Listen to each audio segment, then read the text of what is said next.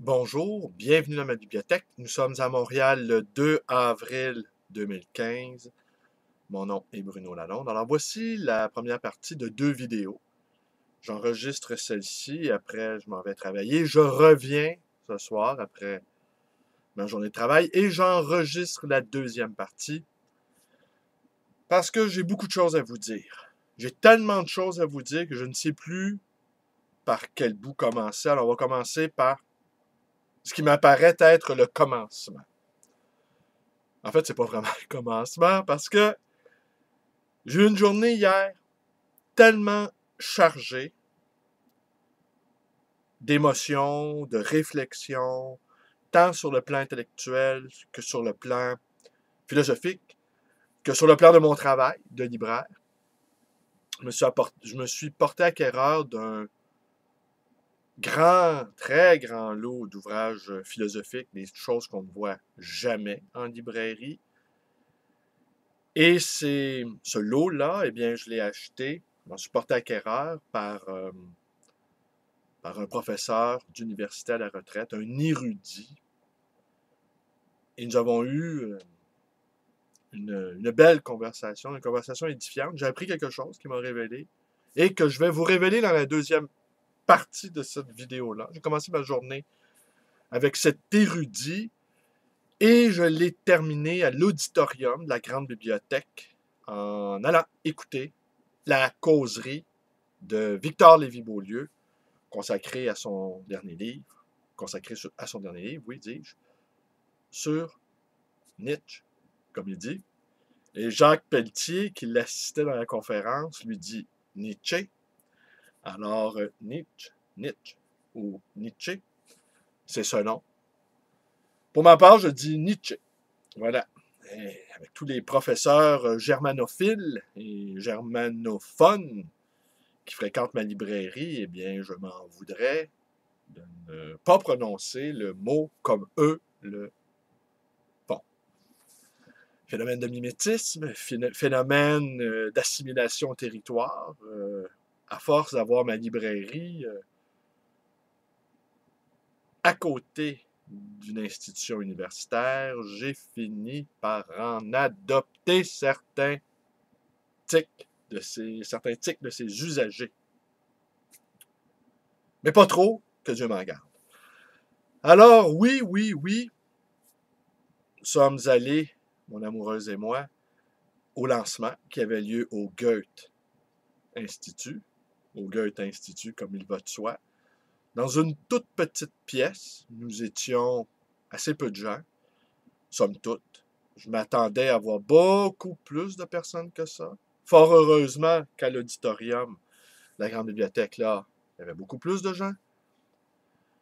Mais assurément, au Québec, cette tribu qui fonctionne en cercle, cette tribu où il ne faut pas, comme dit mon amoureuse, trop se la péter grave, c'est-à-dire une société qui est somme toute égalitaire, égalitariste, eh bien, dès que quelqu'un a la velléité ou la présomption de relever ou de se grimper sur des échasses, eh bien, il y aura toujours quelqu'un pour lui donner un grand coup de patte, pour le faire tomber de sa vue surplombée. C'est évident que pour un Européen habitué à la hiérarchisation des rapports, c'est évident que débarquer ici, quand un Européen s'attend à recevoir des hommages et que finalement il n'en reçoit pas, et parfois même on a même envie de le crisser dans le fleuve Saint-Laurent, autrement dit, de le balancer à la flotte parce qu'il ne viendra pas nous expliquer comment fonctionnent les choses. C'est évident que pour un Européen habitué d'être paré d'autorité, paré des lauriers du prestige et de l'aura de l'autorité, eh bien d'avoir affaire à une tribu de trublions qui ne respectent pas vraiment l'autorité. En fait, ça nous fait presque rire, les personnes en autorité, les grades, les statuts.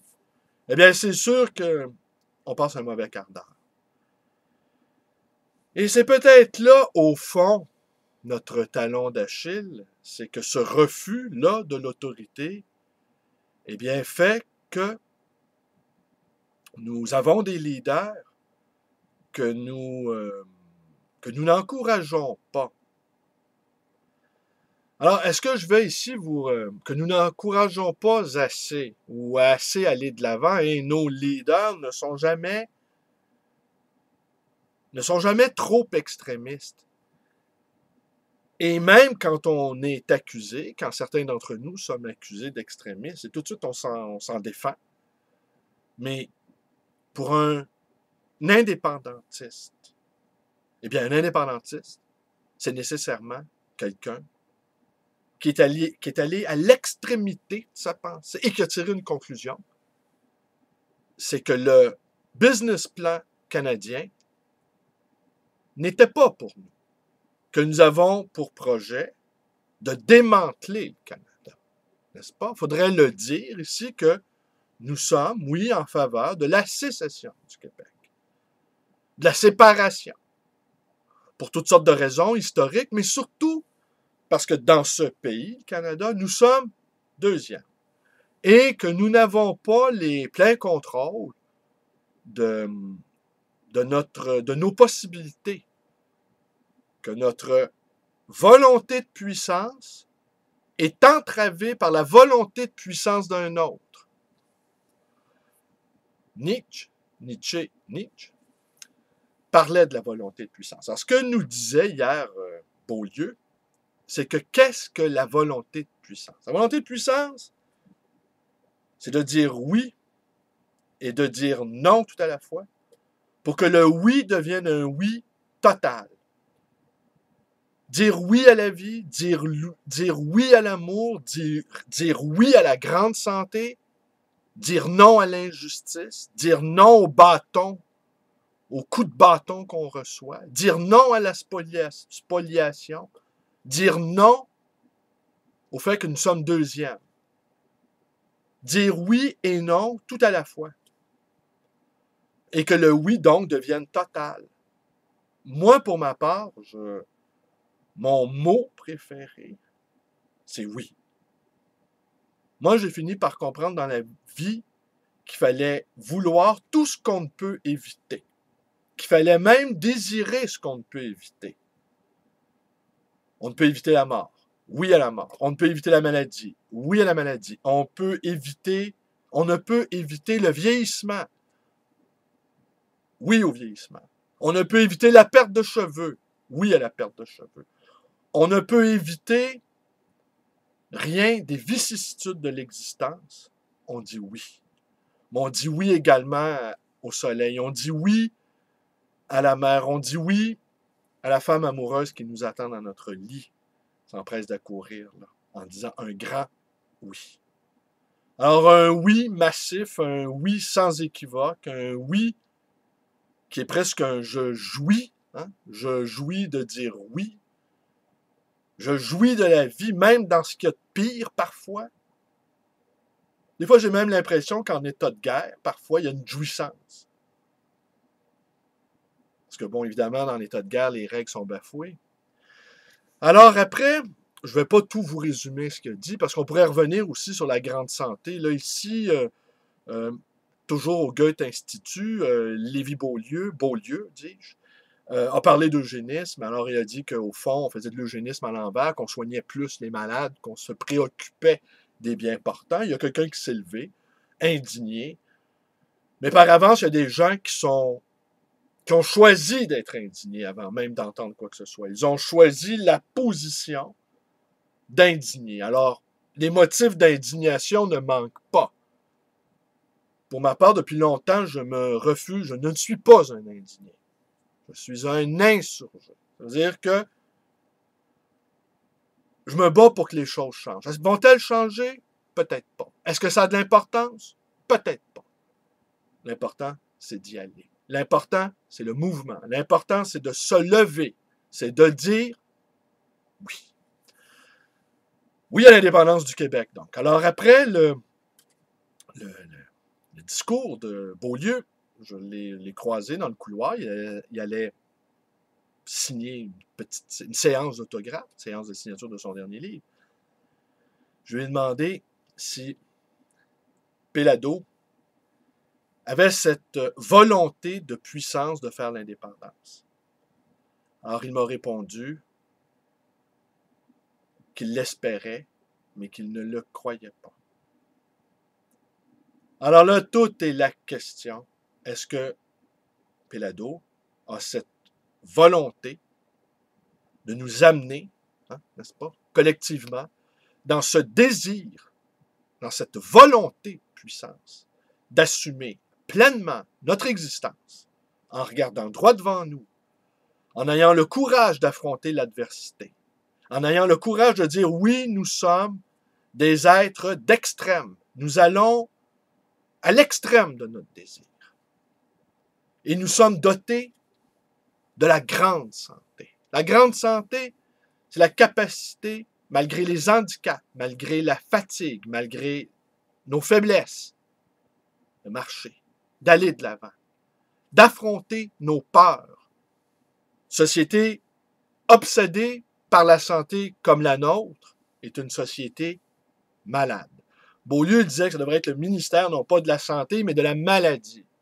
Et que le soin qu'on accorde donc aux malades, eh bien, c'est un soin qu'on n'accorde pas aux bien portants. On n'apprend pas aux gens qu'il ne faut pas mal s'alimenter. Qu'il faut faire attention. Je ne sais plus quel philosophe disait, il vient un moment où, je pense que c'est Lord Byron, qui n'est pas un philosophe, qui est un poète, qui disait, je ne suis pas sûr de ce que j'avais. Peut-être que ce n'est pas Lord Byron. Je ne sais pas pourquoi j'ai Lord Byron en tête. Il vient un moment où tu dois savoir, peut-être c'est Nietzsche, ton estomac te connaît. Hein? Ton estomac est un outil de connaissance de soi. Tu dois savoir quels sont les aliments qui sont bons pour toi. Quels sont les alcools que tu dois ingérer ou ne pas ingérer pour être vif et léger, pour être vif et joyeux, pour être plein de vie, plein de vigueur. Est-ce que Péladeau saura s'entourer, non pas simplement de conseillers en images, on en a assez de ces conseillers en images. Et quand on décide de faire l'indépendance d'un pays, on le fait, franchement, on le fait avec vigueur, on le fait avec détermination, on le fait sans arrière-pensée. Si on est accusé d'être extrémiste, on dit oui, je suis extrémiste comme un homme qui veut prendre sa vie en main. Je ne confierai pas ma propre vie entre les mains d'un autre. Ma vie, c'est ma seule vie dont je dispose. Je n'irai pas remettre mon espérance ailleurs ou entre les mains de quelqu'un d'autre. Je suis vivant maintenant.